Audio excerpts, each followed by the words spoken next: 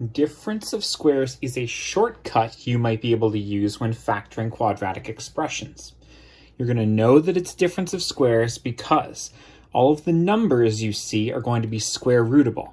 By that, I mean you can use this button on your calculator, and when you take the square root of that number, you end up with another whole number. You don't end up with decimals.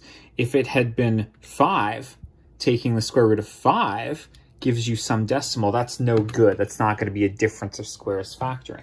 But here, the square root of 4 is a nice round 2, and the square root of 25 is a nice round 5.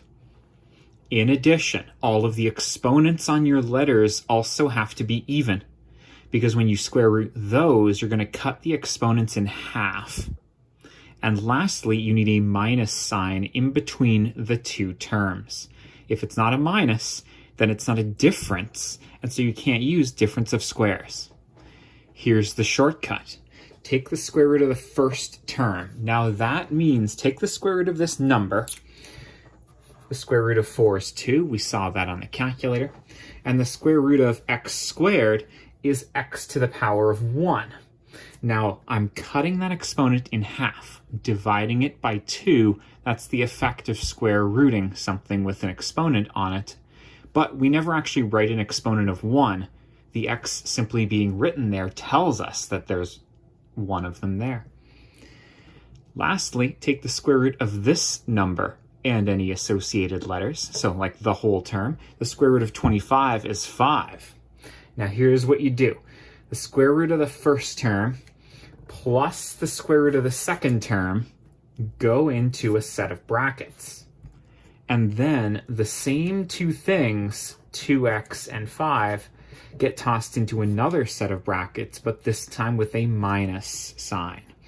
Here is your factored difference of squares here. Notice the 2's are the square roots of 4, the 5's are the square roots of 25, and the x's are the square roots of x squared. Nice. Now you can do it when the terms are out of order as well. I guess I don't want to say out of order here, but usually we write things with the x squared first. You don't need to worry about that necessarily. The 16 has a square root of 4. The 9 has a square root of 3, and x squared has a square root of x. Well, there you go. And lastly, you'll copy out that same thing, but switch the minus or plus to a minus. There you go. Now, if your teacher's asking you to fully factor, then they actually want these written in order of like the x's first. So probably what you should have done is rewritten this as negative 9x squared plus 16. Now I know that doesn't look like a difference of squares, but if you pull a negative 1 out, this is me common factoring a negative 1 out of both these terms, I end up with 9x squared minus 16, and now what's in brackets there is a difference of squares. That 9x squared has a square root of 3x. There's me writing it in two sets of brackets.